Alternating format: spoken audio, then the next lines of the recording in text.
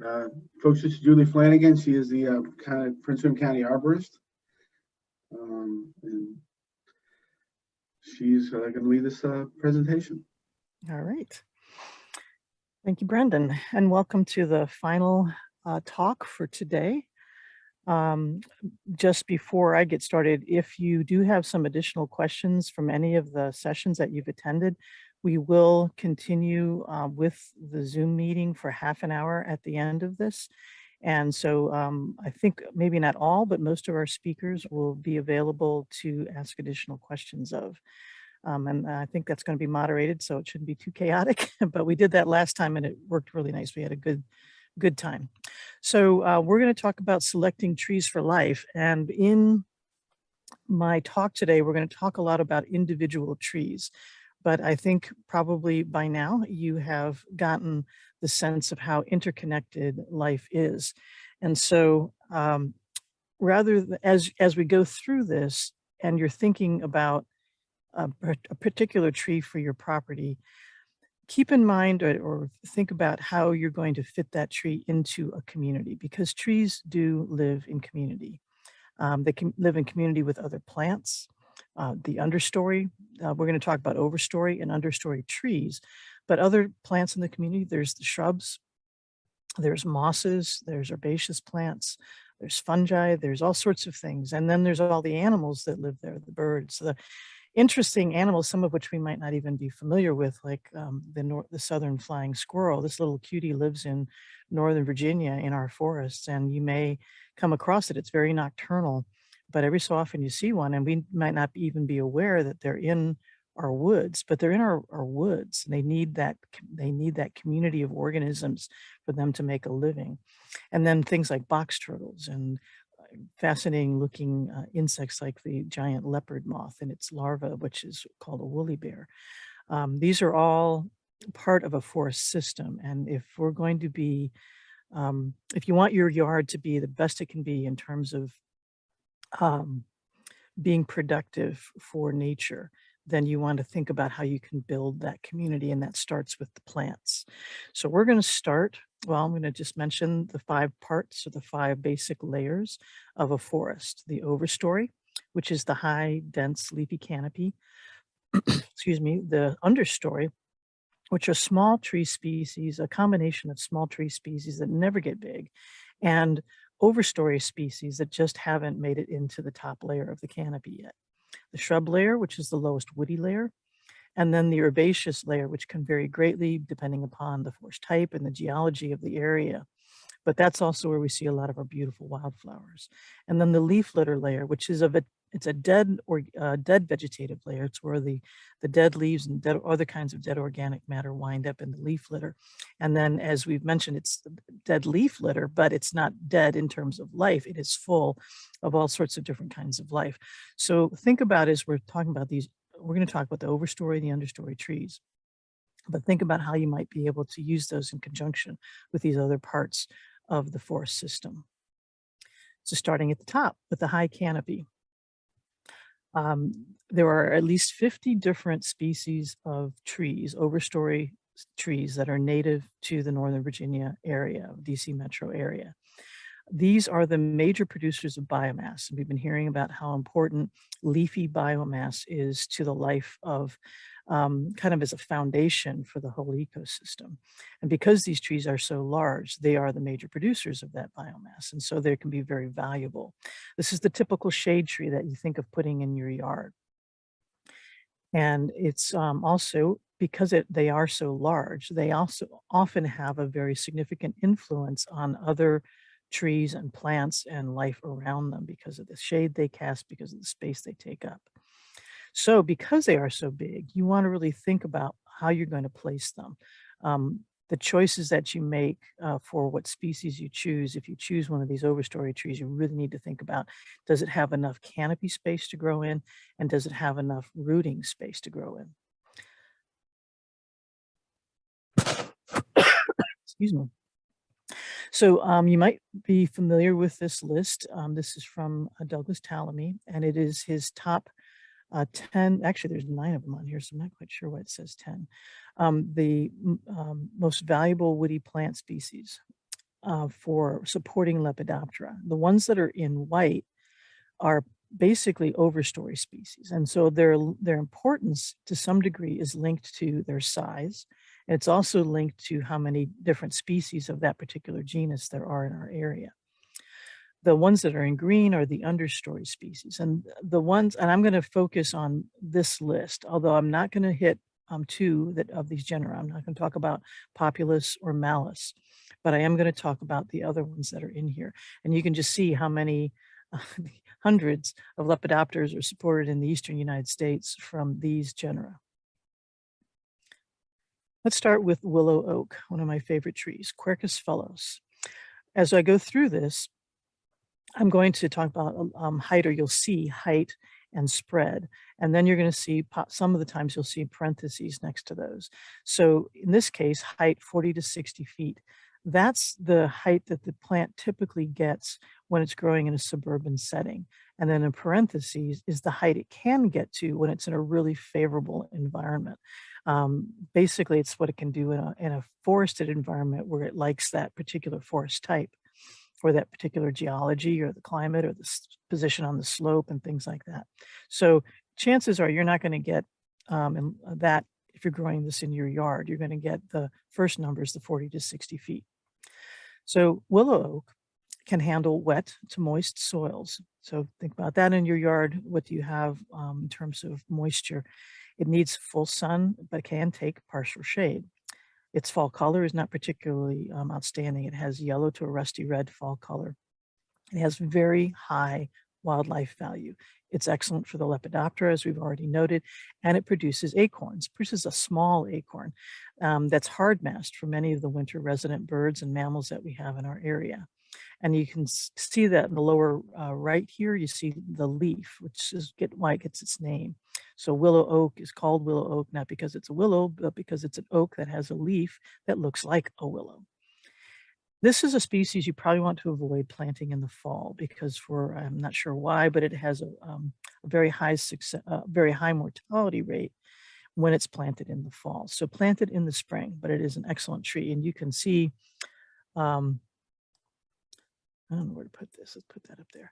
You can see on how very large it can get.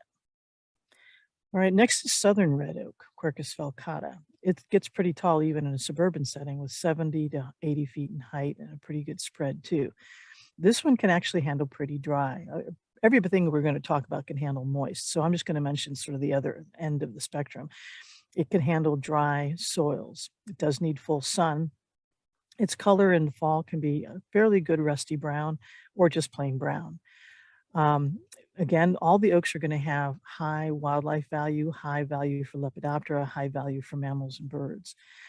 This species in particular can tolerate poor and dry soils, and it does have a tendency to hold its leaves well into winter. So if you thought you were going to get them all raked up in early November, well, it might be January when you're raking these guys up. White oak, one of the queens of the forest, Quercus alba, grows 80 to 100 feet tall, and in nature can get over 100 feet tall. It can handle moist to dry soils, and this can handle a little bit of shade.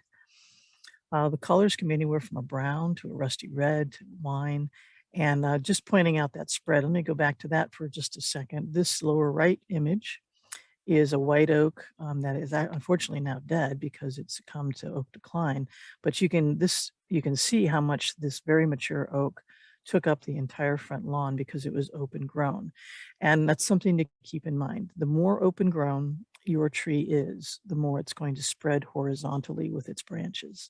The more it has to compete with other trees for sunlight, the more it's going to grow upright and go vertical and not spread out. And so keep that in mind when you're thinking about placement.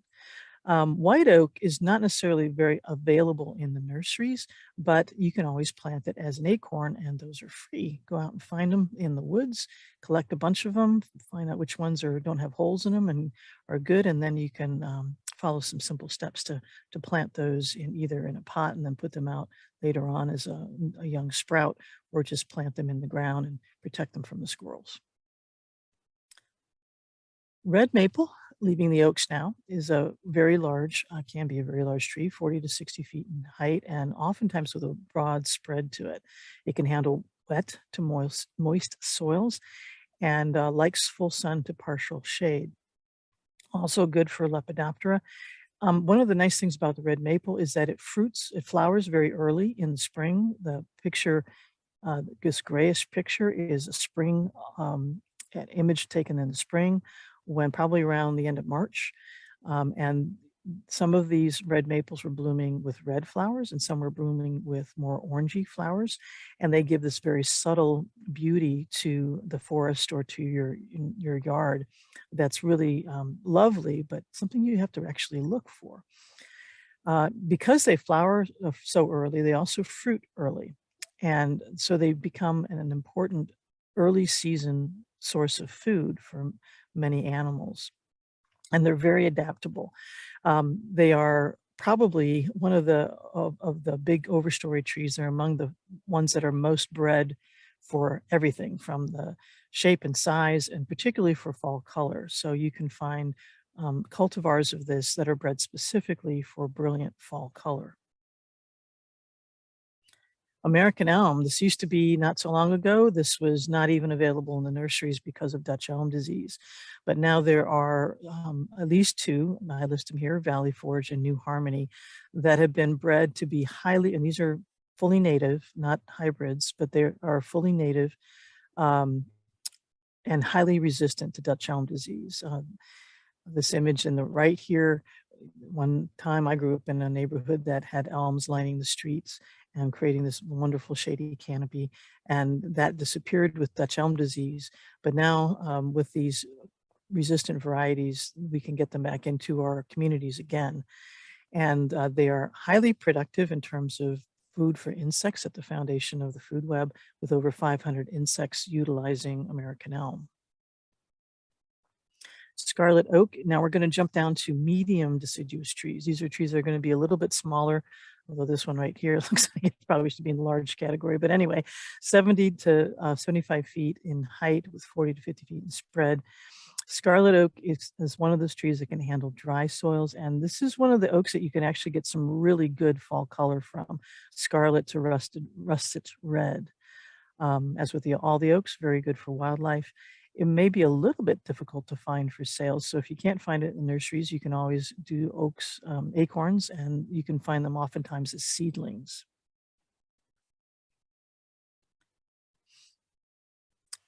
Swamp white oak, 40 to 60 feet in height. It has an interesting acorn with a long, this is called the peduncle, this long stem. Brendan, confirm for me, you guys can see my cursor, right? Yes, we can, Julie. Okay, good. I'm just pointing to things you can't see that I'm pointing to. All right, good. So full sun to part shade with this. It is very drought resistant, and so it can be used in areas where you might have really tough soils that are going to be prone to drought.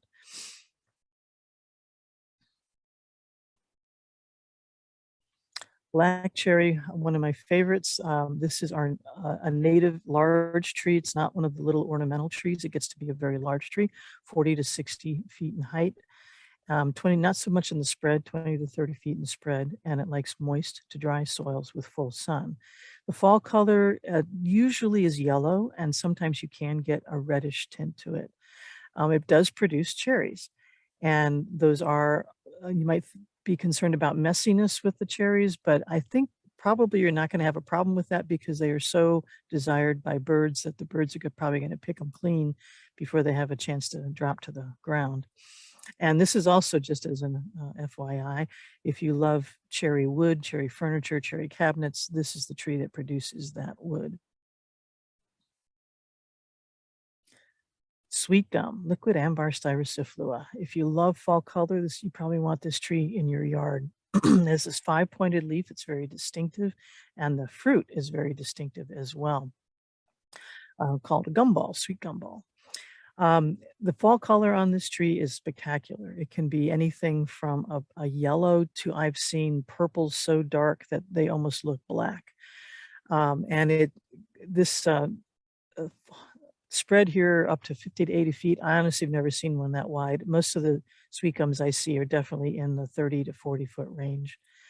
Can handle wet to moist soils. It tends to be a pioneering species, so it can do well if you're going to put it into, say, like a old field situation or something along that lines. This is winter food for a lot of songbirds and ducks. I've watched black-capped chickadees high in the canopy of a sweet gum picking seeds out of those gumballs that are still attached to the tree. And it's a fast grower. River birch, very popular, widely used in our communities. This is our only native birch in Prince William. Can't say our only. We have rare sightings of black birch, but I've only seen it like twice in all of Prince William County. But this is much more commonly used and commonly available in the nurseries. It can be bought either as a single stem or multi-stemmed. It can handle the river birch. You usually see it along wet areas, and so it can handle wet to moist soils. Needs full sun to part shade. Yellow tends to be the fall color. And again, excellent for Lepidoptera. The peely bark is interesting because a lot of insects will hide in there. And so you may find that you see a brown creeper or a white-breasted nuthatch that's patrolling the bark of your river birch looking for insects that are trying to hide amongst all those folds in the bark. And the bark on the river birch isn't always this orange. Oftentimes in nature you see it more of a gray, but there are cultivars which are all native, I should say they're bred to be native cultivars that are profoundly orange and beautiful in that sense. And one of the ones that I'm familiar with is called the heritage river birch. Black gum is a beautiful fall color, brilliant scarlet red, sometimes orange colors.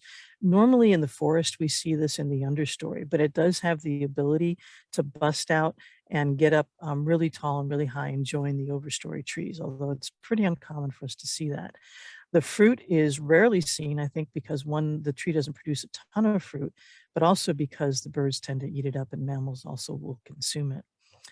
Best like the willow oak to plant this one in the spring just to avoid a little risk of higher mortality for fall plantings.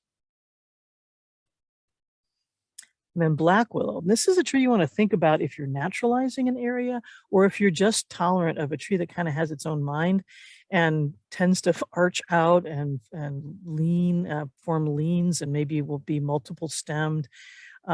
It's a kind of a rangy wild tree, but it is very productive with regard to birds, Lepidoptera, food for all these different, and bees, as we were watching or listening to Sam Drogi earlier, that it's a good bee plant as well. This is one of our few plants that can actually live in standing water in very wet and swampy areas. So if you've got a wet area like that, it's a really good one. Some people would take a non-native like a weeping willow and put that in that area. This is a far better choice. Native, just better, better choice overall. I find it to be very birdy. When I go looking for birds, I photograph birds, and if I hang around a willow, I can guarantee you I'm going to find a good collection of birds that are checking it out, particularly when it's in flower and they're looking for bugs in those flowers. Now we're going to switch down to the understory. So these are going to be the smaller trees that never get big, and they always live in the understory. These can be really important for you to add to your property because a large number of our resident breeding birds, not our resident birds, but our breeding birds will nest in the understory. The understory, the shrub layer, and even the ground layer of the forest are the primary breeding areas for many bird species. The overstory does have breeding birds in it, but you find more a higher percentage of them are going to be in the understory, the shrub layer. So first is a plant we all know very well, probably flowering dogwood, Cornus florida. It has white flowering varieties and pink flowering varieties. And both of them are absolutely gorgeous. The fruit is really productive and really helpful for migrating birds because it is produced and ripens in the fall. So it's a very good source of food for migrating birds. Don't plant this in full sun. A lot of people do because you get spectacular flowering with it, but that's also something that stresses the tree quite a bit. So a good place to put it is someplace where it's going to have morning sun and afternoon shade. That would be the best, and not like 6, 8 hours of sun, but maybe more like 4 hours of sun and then shade.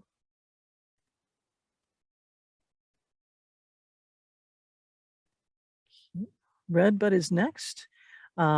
Beautiful pink flowers. This plant is in the pea family and it has a pea-like flower that's very small, but it can be very profuse. And so you can get a beautiful effect from it. This can handle drier soils and full sun to partial shade. Good for bees and butterflies and songbirds. And it's very adaptable to a lot of different soil types, but it doesn't like to get its feet wet. So keep it out of a really wet spot. Has that heart-shaped leaf, which is very familiar. That leaf there is not the color during the summer, it is the color during when it's emerging. So that can be really interesting to look at as well.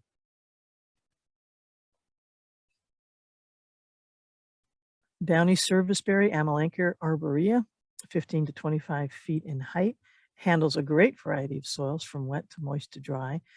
Needs full shade to partial shade. Doesn't really care to be out in full sun. And the fall colors can range from usually yellow, but sometimes peachy or even red. And there's over 50 species of wildlife that really like this fruit of this. And like the red maple, it produces its fruit early in the summer, and therefore it has value because a lot of our trees don't produce their fruit until the fall. So this one having an earlier production of fruit has that early summer value to it. And we can eat it. So you might find some recipes that you might like to try serviceberry with. Pawpaw, another edible fruit. And actually, my understanding is that in the eastern United States, it is our largest native edible fruit. Tastes something like, I kind of describe it as a mango banana custard with a little bit of an acidic kick to it.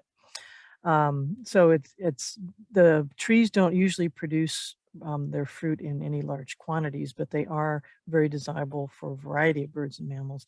Um, it does tend to sucker.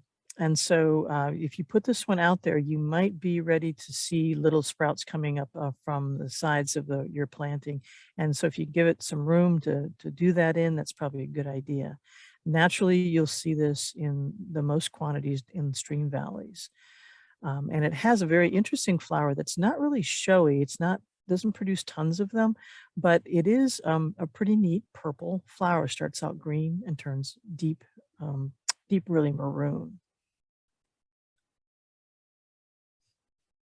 Chokecherry, kind of like the willow oak. The chokecherry is and like the pawpaw, it can sprout it. It can creep in turn sucker and form colonies. So if you're going to use this one, which is a really good plant, but if you're going to use it, you probably want to either make sure you've given it some room so it can start to sucker or control those suckers. Just realize you're going to have to do some maintenance with that. Really nice fall color from yellow to red to purple. Most of the time I see it in the red and purple range and can handle a moist soil. And then even though the name chokecherry might think that it's something poisonous about it, it's actually not. And it's put enough sugar in it and you can make it into a jam or a jelly. It is not a long-lived tree, so maybe 20, 25 years and it's basically done. Now we're going to move on to evergreen trees. And we'll do some large evergreens and then some medium evergreens or small. I can't remember which we did. But anyway, height, the loblolly pine. Now, loblolly is in Northern Virginia, here in Prince William County and Fairfax County. We really have not had loblolly occurring naturally until probably just in the last 15 to 20 years when I've really been noticing that there's a lot of volunteer seedlings coming in. Normally, you would drive down to around Fredericksburg and you'd start seeing it occurring naturally in the forest, but it does seem to be creeping northward, and we're finding it coming up more and more in our areas and growing quite well. It has high value to birds, both because and mammals, and probably also bees because of the pollen, but mostly because of the seeds. And you see a little red-breasted nuthatch down here taking advantage of those loblolly pine nuts that are tucked inside the scales of the cone. White pine, I'm going to put a caveat on this one. If our friends are listening that are more to the north of us, if you are maybe more in the mountains, then white pine could be a good choice for you. Can be a very large and very long-lived tree, 75 to 100 feet in cultivation and over 150 feet in nature. It can live to be 400 years old when it's in a happy spot. But in Northern Virginia, because we have really compacted soils, because we have a lot of heavy clay soils, because a lot of the areas where these get planted are prone to air pollution, and to road salts, they really don't do well in our area. I rarely see one that lives more than about 20 years before it succumbs to all these different factors that it's sensitive to. So it's very sensitive to air pollution, road salts, compacted soils. So if you can bring it into a more wild, natural area, and if you're further to the north, this is going to be a really good selection for you. Pitch pine, Pinus rigida, 40 to 60 feet in height, um, can handle dry soils. This one actually can handle difficult soils in general. So either just if you have a poor quality soil, either on the dry sandy side or even on the wet peaty side, pitch pine can do well with that. Now it can handle a nice soil as well, but if you've got a difficult spot, you might want to think about using pitch pine. Eastern red cedar, I find some people are not very fond of eastern red cedar. I love it. I think it's one of my favorite trees. This is just a tough plant. It can also live very long, 40 to 50 feet in height, 75 at the outside, and 10 to 20 feet. You can find it skinny little red cedars, and you can find very broadly shaped red cedars. It does need full sun. It can only handle shade when it's very young, and as it ages, it must have full sun. The berries are one of the big draws to this because they are consumed by many different species of birds. And being an evergreen tree and very dense, it also provides cover. Birds and other animals need places to hide, so they can feel safe. And so a tree like this can help provide cover for those plants. It can handle really lousy soils, but it cannot handle wet soils. It can make a great screen or a windbreak. It's a very tough tree. There is one disease that you might be concerned about, and that's cedar apple rust. It really does not do any harm to the red cedar, but it's a disease that hops from one host to another. So when it's on the cedar, it's almost inconspicuous. When it's on apple, it can form those little spots on the apple that can make an apple at least visually undesirable, if not unpalatable. This is a good choice to use in place of native Leyland cypress. Leyland cypress is not native anywhere. Not in the entire world is a native. Leyland cypress is native. It's a hybrid of two different genera, so it doesn't even exist in the natural world. But this is a good alternative to that. Also, this comes in male and female. So there are female red cedars and there are male red cedars. And if you want berries, you need to have the female red cedar with a male somewhere not too far away. American holly is going to be our next one. It comes in male and female. So again, if you want to have a female American holly, you can try and get that a couple different ways. One is buy a few of them, and chances are one of them is going to be female. The other is see if you can work with a nursery. Some of the really good nurseries will may be able to tell you whether or not they've been bred, or this has been in some way, maybe it flowered at some point, or it was a clone and we knew the parent was a female and therefore this one's female, that kind of thing. Can handle acidic soils, and of course they're just plain beautiful. Arborvitae, technically not native to Northern Virginia. Its range is just to the north and west of us, more in the mountains, but it does very well in our area. And I think we're safe in using it and having it be a part of our ecosystem. 20 to 30 feet in height at max. I think I've definitely seen some even in suburban settings that have gotten to be 40 feet tall. Another good alternative to Leyland cypress. And this one is bred kind of like the red maple. It's bred to be everything from a little short meatball of a shrub to a 40-foot tall skinny tree to a 40-foot tall broad tree. So pay attention to the cultivars. There are numerous of them. And Anyway, good choice. It is prone to bagworms.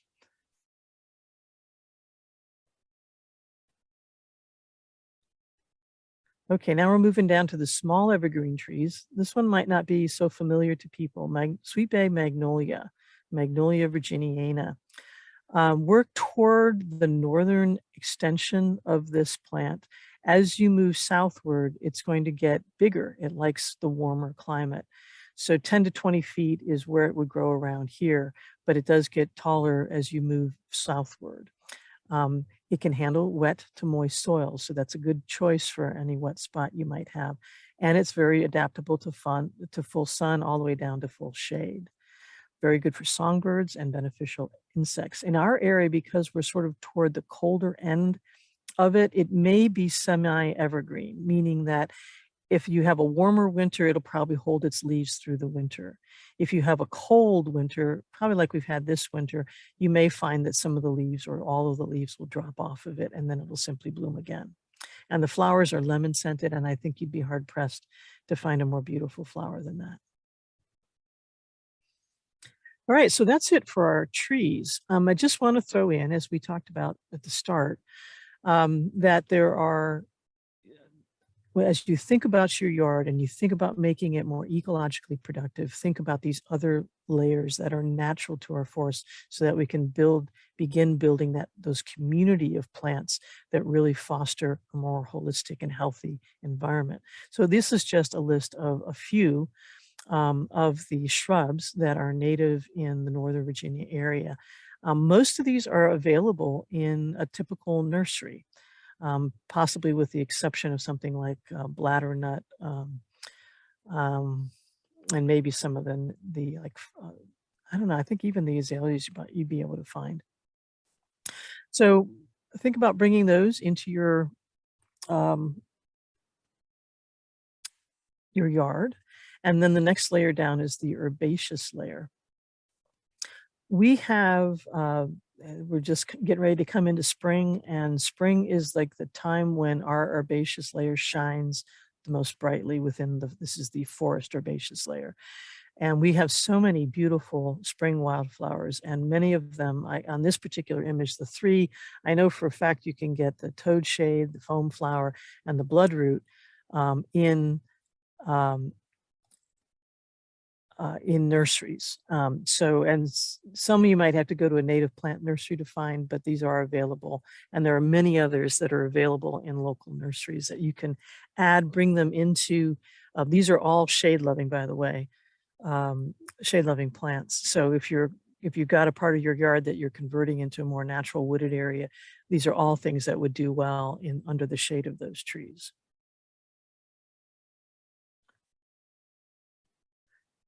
And then the leaf litter layer. So this is very important, and I'm going to list three main reasons why it's important. First, the leaf litter layer is its own world. It's its own ecology, so to speak, and it's going to promote the best health for your woody plants. So you may have been in a talk earlier if you were in building healthy soils, or in Janine's thing on climate change, about talking about how many organisms there are that live in the soil, in a healthy woodland soil. And that environment, all the processes that those insects and microinvertebrates and bacteria and nematodes and fungi are all in there working to process organic matter and create nutrients that are available to the plants that have their roots in those soils. So that leaf litter performs a vital service that you don't get with a lawn. You get a lot of competition from a lawn, but you don't get nutrient cycling in a lawn. Also, it provides habitat for ground feeding birds and ground nesting birds, because there's actually quite a few insects in that leaf litter layer, and there are critters that want to come into your yard and search through that leaf litter and find their morning meal. This next bullet, 94% of species of caterpillars that feed on oaks drop to the forest floor to overwinter in or under leaf litter. That's something that came out of Douglas Tallamy's most recent book, The Nature of Oaks. And I found that fascinating because I was, being a forester, I was just completely unaware of that. So basically what he's saying there is that you've got a canopy, you've got habitat that you're attracting, or we are attracting, um, butterflies and moths to, and they're going to lay their eggs somewhere in that canopy, and those little larvae are going to get out and they're going to start feeding on the leaves. And once they've gotten big and fat, and they're big and fat caterpillars, now they need to pupate, and then they're going to, after they pupate, they're going to emerge from their pupa and become an adult. But they oftentimes, these animals will spend a significant amount of time in a pupal stage. Oftentimes they overwinter in a pupal stage. And so they need to have a place to do that. Many caterpillars will do that in the canopy. They'll hide under a bark, they'll attach themselves to a twig or a leaf, they'll disguise themselves so that they look like a leaf or a dead leaf, thinking everybody's going to leave them alone. But a lot of them, and 94% of the ones that feed in the oaks, drop out of that canopy and go down into the leaf litter layer, where they hide either among the leaves or they burrow down a little bit into the soil, just that top layer of soil.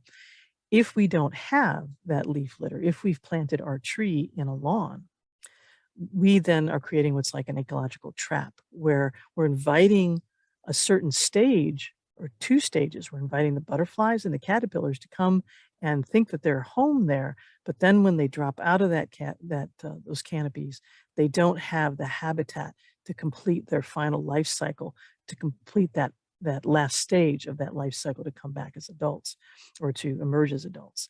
So this leaf litter, we're finding more and more just how important it is. And the picture on the far right is just something that was pulled out of a forest near where I work. And this was just at the base of an oak tree, and how much leaf litter there was. These are all roots of the various trees around there and shrubs that were weaving their way through this wonderfully thick layer of organic matter, mostly just decomposing leaves. So I can't emphasize that enough. Make use of it, bring it into your yard, and see how that can transform what you're able to do ecologically. So sources of trees. You've probably heard of Plant Nova natives, so this is a link to them. Somebody might want to capture that and put it in the chat as a live link. I know it's been put in some other chats, so you might have it already. They have good lists of native plant nurseries, as well as local retail garden centers and nurseries that don't sell only natives, but do sell some natives. So I'm not going to mention any names, but there are some major garden centers around our area. If you go there, you can find native plants of all different kinds, even though the bulk of what they're going to sell is non-native. Another source of trees, and we're getting less expensive here, is Friends with Woods.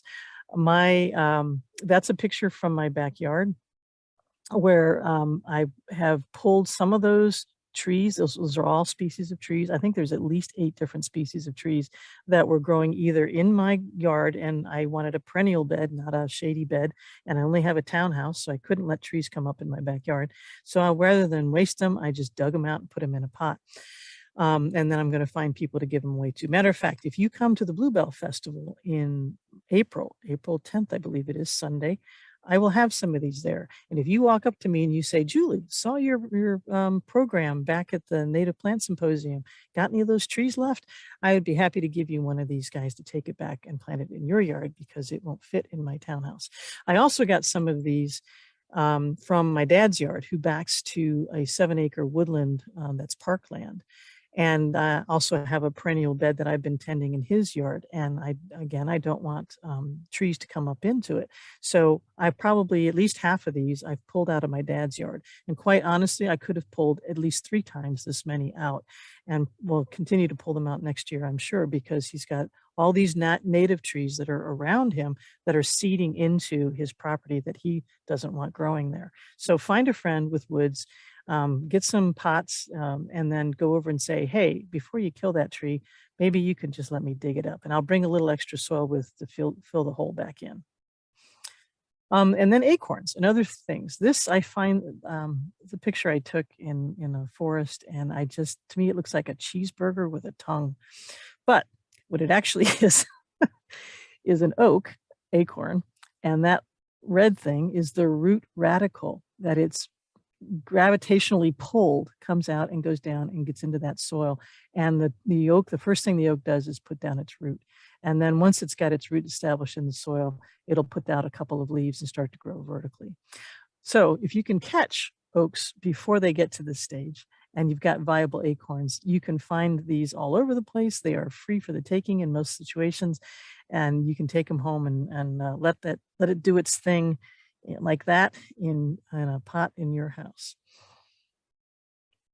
There are different kinds of plant stock you can purchase. On the upper left, we start with the cheapest kind, that you're going to actually go to a nursery and buy, and that is bare root stock. As it says, there's nothing around the roots. The roots are exposed. They have to be kept moist and cool, and it's wise that as soon as you get them, you plant them within a few days. They are often available through the Virginia Department of Forestry. Actually, they're always available through the Virginia Department of Forestry, and they're very inexpensive. Next, down in the lower left, we have tublings. These are little 3 by 3 inches at the top and probably about 9 inches deep. These are usually available through companies that sell to reforestation efforts. They probably, cost about $3 to $4 each. And so they're still pretty inexpensive. And you might have to go and pick them up yourselves because they probably won't deliver unless you buy a whole bunch of them.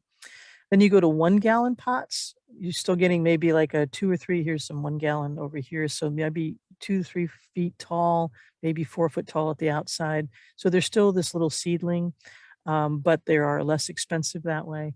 And next comes whips, which are called whips because generally they're tall and very unbranched. These happen to be fairly well branched. And this family, I'm just going to pause and say, they came to 2 of our reforestation projects, and this is one of them that they're standing in here. What a wonderful mom bringing her sons out. They were just a blast, and they found a turtle, which made their day.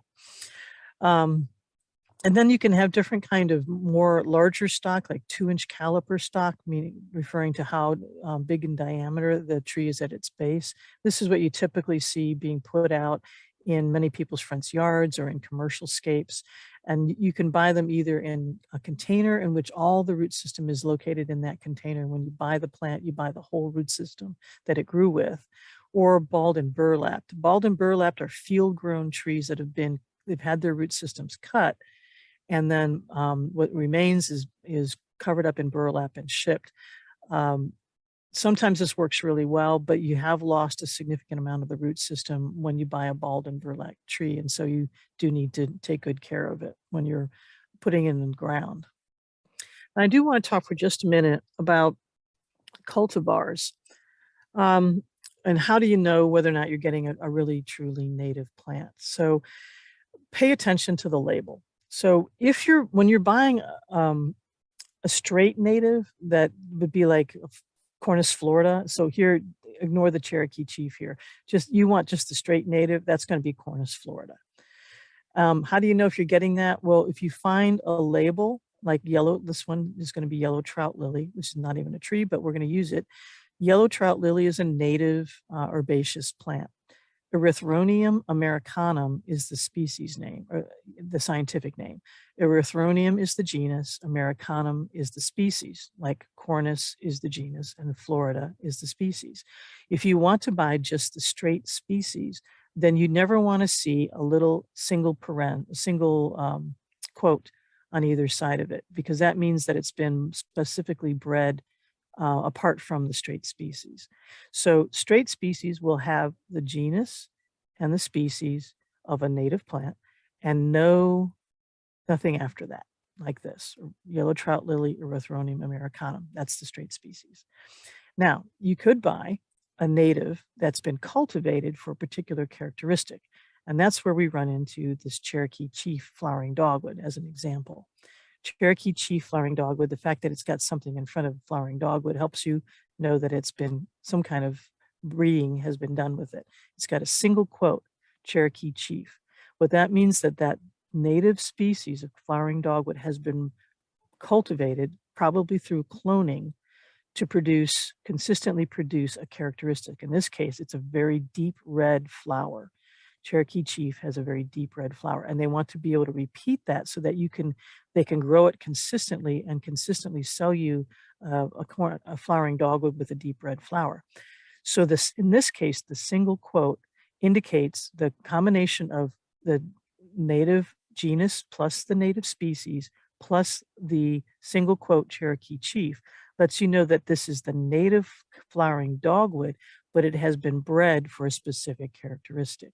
Okay. Now, things that aren't native, things that are hybrids, that's going to be, look at this Coreopsis buttercream over here. So here you see Coreopsis is tick-seed sunflower not tick-seed sunflower, tick-seed Coreopsis or threadleaf Coreopsis. Or there's various species of Coreopsis, many of which are native in our area. But what you notice in this label is there's no species. You've got Coreopsis, which is the genus, and again, Coreopsis, which is the genus, but you have no species, no species. Instead, what you have is a single quote and then buttercream. So what this is telling you is that this particular plant has been hybridized with something with another species, possibly a non-native species. You just simply don't know because they're not telling you. They're not telling you what the parents of this plant are. But you can tell it's not a native because it does not give you the species. So if I were out in a nursery and I wanted to buy a flowering dogwood and all it said was Cornus and didn't give me the Florida, I would not buy it because I don't have any assurance that what I'm looking at is the native species. Same with the Coreopsis. I would not buy Coreopsis buttercream because I'm trying to get the native. I want to know if it's Coreopsis versicolata, which is the threadleaf. If you give me that species, then I'll know. But since you're not, I don't know. So let's bypass that one and go for something that we know is native. Okay. So here's some aids for plant selection. These are free, downloadable PDFs online.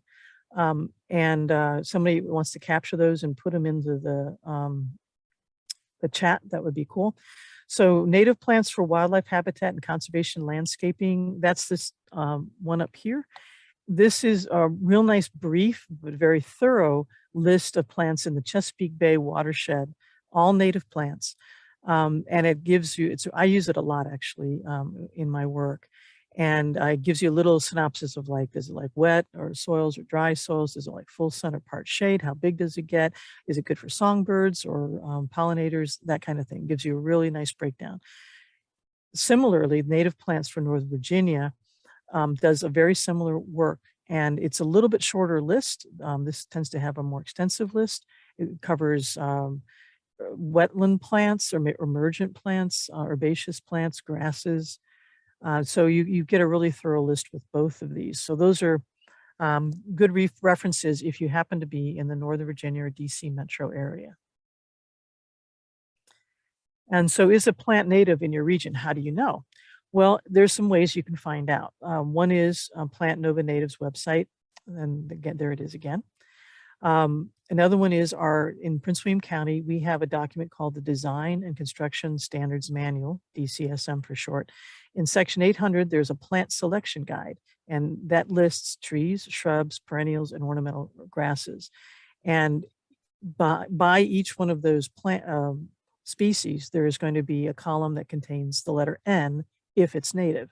So you can download that one and you'll have a very local product, but that is not necessarily, it's native to Virginia, not necessarily native to Prince William County. And then if you were listening to Matt Bright, he gave a couple other sources there, which I did not have listed here. I did not know about Earth Sango's site. So now I've got another site that I can explore and find out what lists of native plants he has. So what if you live someplace else? Across the United States, I love using the USDA plants database. This graphic is from that. And when you go onto the USDA plants database, it's good to have the species, the genus and the species, or at least the genus, so that you can get to the species. And you will pull up something that has very general information, but it also has these wonderful maps. As you zoom into that map, you get county information. So now you zoom in far enough and you can see what counties it's been documented in. And they're not necessarily complete. So if there was, for example, a gap in this one that didn't show Prince William County, which is right up in here, it didn't show that one having this, in this case, flowering dogwood. If it didn't have that in there, but I happen to know that it's all around that area, I would feel very comfortable planting flowering dogwood with the confidence that it just simply hadn't been documented yet in my particular county. Down at the bottom, you see the green, the darker green is that's native range. The lighter green, like up in here in Maryland, means that they don't have any county data, but they do know that it's native in that state. If you see blue, that indicates that plant has been introduced. Again, light blue, introduced, but they don't know exactly where. And I'm not quite sure what both means. We'll have to figure that one out. Okay, well, that's all I have. And hopefully we've left some time for questions. Julie, we got a number of questions. Okay. I'm going to go back to the beginning here. I've held off on the questions as you've gone through. I also plan to put in the chat a number of the websites you mentioned. Thank you. So we should be good there. And again, remember everybody that this is you're going to get a recording of this. So if you want to go back and look through some of the specifics, you can definitely do that. As I'm scrolling way back to the beginning here. Okay, here's one of the first ones. I'd love to build the soil on my property, which was logged a few years ago. I also like to grow fruit trees and plan to have a few greenhouses. So unobstructed sunlight is important. What type of plantings would you recommend? The property is 10 acres. So, so you're building a greenhouse, you're thinking you want to put some fruit trees in, you've had the site logged, and then the question is, can you be specific? I'm sorry, I'm not sure I heard the question in there. Yeah, just basically, what type of plantings would you recommend for a logged over property that the owner wants to put some greenhouses up and also grow fruit trees? Well, since it's logged, I'm going to presume it was clear cut so that it's completely logged, and so you have a very sunny environment. So you would look at you could do that in a couple of different ways. You could basically decide what it is you want to reestablish. Matt Bright had a question similar to this in how he responded to it, similar in that when you've got a completely removed forest, you can choose to go a couple different directions as to how you reestablish a forest. I'm presuming you want to reestablish a forest. Since you've got it cleared, you could start with an earlier successional stage in which you're picking species that tend to grow in an old field kind of scenario.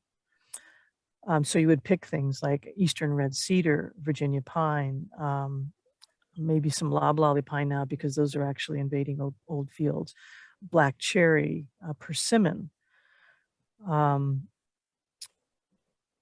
maybe do some shrub species like winged sumac or smooth sumac that really like a very open, sunny environment. So that would be kind of looking at it as saying, I'm going to establish more of an early successional forest. But since you already have soils, even though they've been kind of trampled on and pushed around, you still have probably, I would think, a fair amount of that leaf litter available, and the topsoil probably has not washed away, I would hope. So you could go ahead and say, well, I'm just going to reestablish an older type of, not an older type of forest, but a later successional type of forest where you were bringing in things like oaks and cherries and maples and hickories and things along those lines. So you can go either way. The main thing you're going to want to be sure about is that you're picking plants that can handle full sun because they're going to have full sun for a while. And normally when I plant into a very open area, it's kind of like a reforestation. You can use smaller plant material, you can plant densely.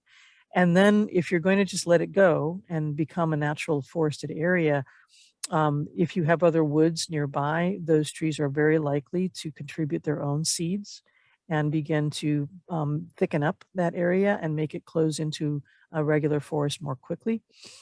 But you're going to have a period of time where it's going to be very young and very sunny.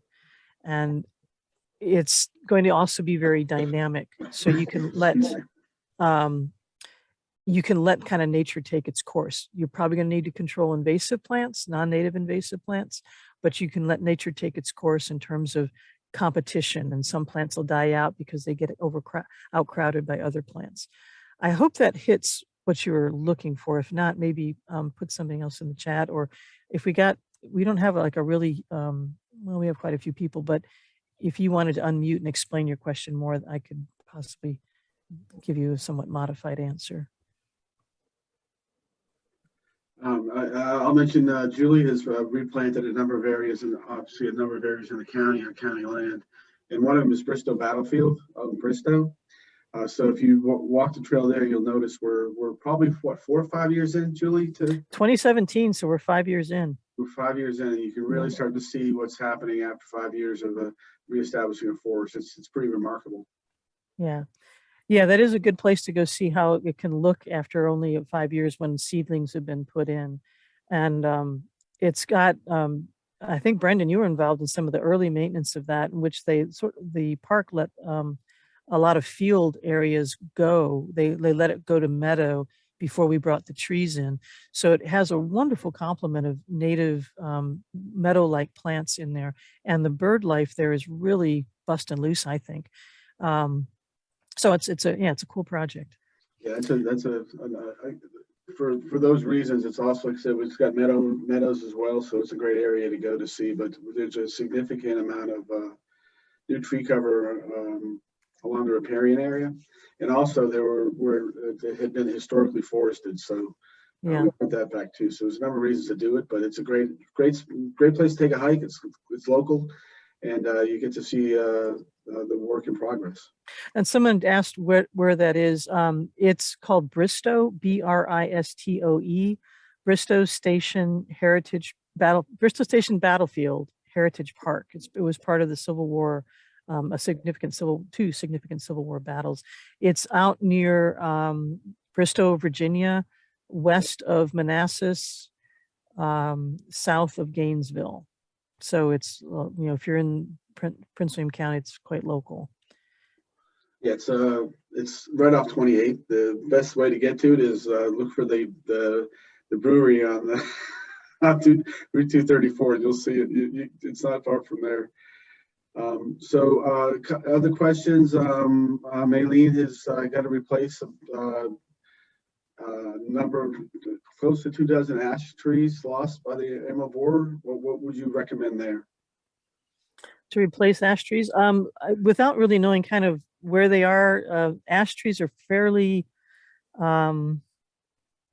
wide-ranging in where they can live. So it would depend upon whether you're looking at a moist site or a dry site.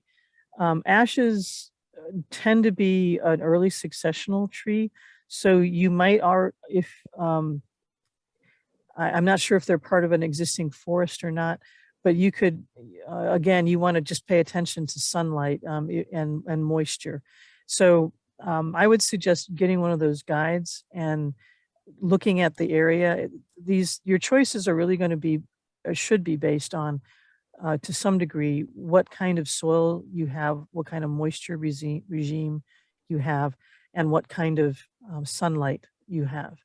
Those are all the sort of the three main things that are going to impact how a tree is going to do in that area. A lot of our trees are very adaptable to a variety of environments, but it's better to know what you're putting it into and think about what you're putting it into, and then make your choice by reading about those different selections. And something like that Chesapeake Guide or the Northern Virginia Natives will give you a species and then tell you, oh, this likes moist soils, or this likes wet soils, or this likes full sun, or this likes full shade.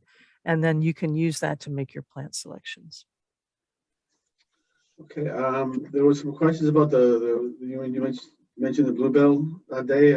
That's on April the 10th, I think, you mentioned? Yeah, it's a Sunday. I believe it's April 10th. It's at Merrimack Farm Wildlife Management Area in Prince William County. It is free. And if you've not been down to see the bluebells that are along the Cedar Run floodplain, it is spectacular.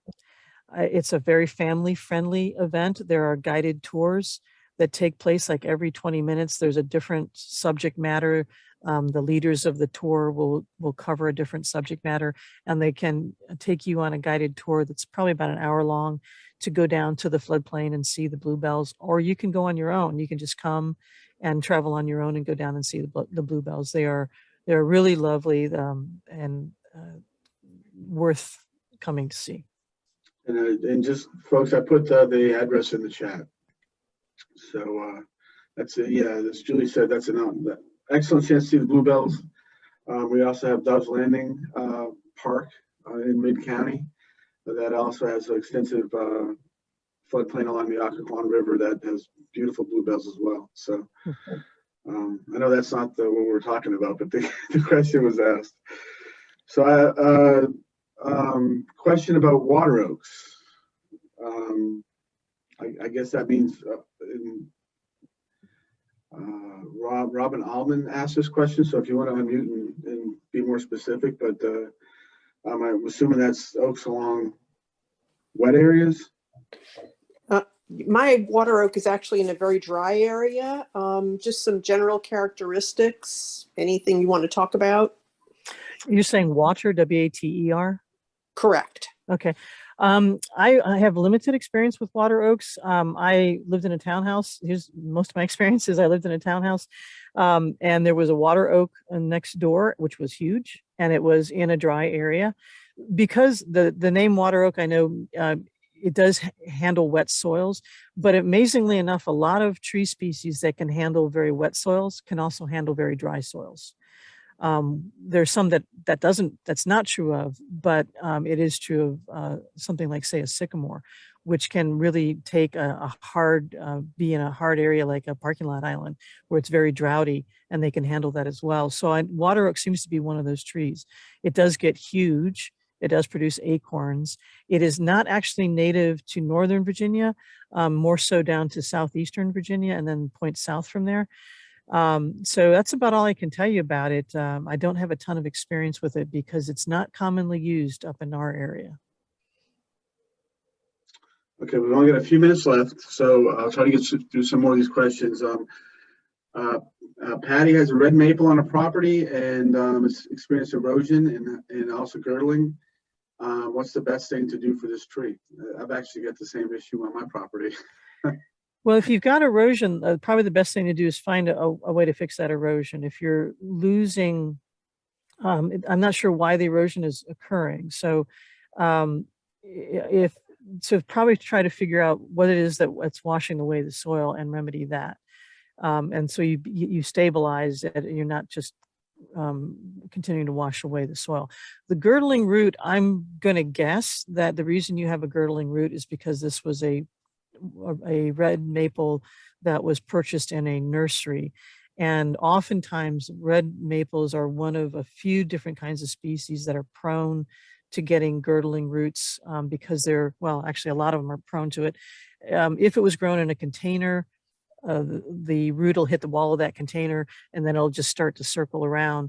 If it gets then planted out into your yard and somebody doesn't cut that girdling root, then it just continues to grow in that circle and will eventually squeeze into the trunk of the tree and begin to weaken and cause. And one of the things you tend to see with the girdling root is some decline, even localized decline within the canopy of the tree.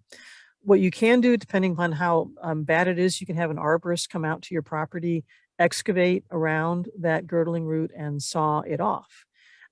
It probably would not, it depends on how bad it is, but and oftentimes if it's not that bad, you can saw it off without really doing any great damage to the tree.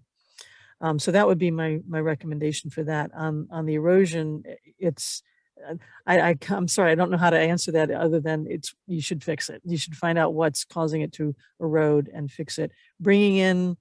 If you need to bring in soil for soil that's lost, I would just say, try not to do more than 4 inches of soil that you're bringing into that root system, 6 at the very max, because once you bring in more than that depth of soil, you're starting to suffocate roots that have gotten used to having oxygen. So that would be the only thing I can think to suggest there. Okay, I think we're going to get kicked out here quickly, but Victoria, you wanted to get unmuted so that you could ask a question. Go ahead.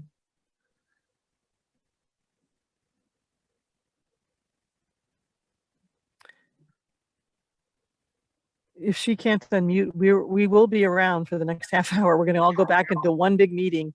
And then if you have additional questions, feel free to come into that one big meeting, and we're going to take on a variety of questions. Okay, I appreciate everything I've learned here today. This is a wonderful forum.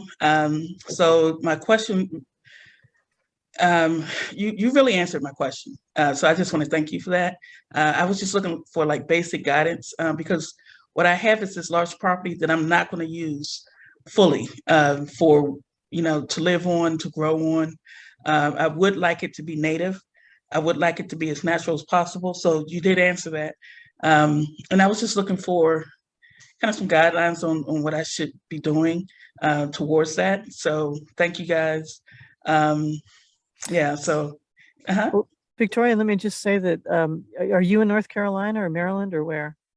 I am North Carolina, right over the Virginia line. Okay, you may have like we have, where we have a local or regional foresters that are part of our state Department of Forestry. You may have that in North Carolina, so I would check into that. Our foresters here come out and consult with landowners about how to do forestry on their, not necessarily forestry as in I want to harvest timber, but even urban type of forestry where I want to reestablish native plant communities. And or you can work with your cooperative extension or your native plant society, get to know those groups, and they may be able to provide you with additional local help. Definitely, and I will. Thank you, guys.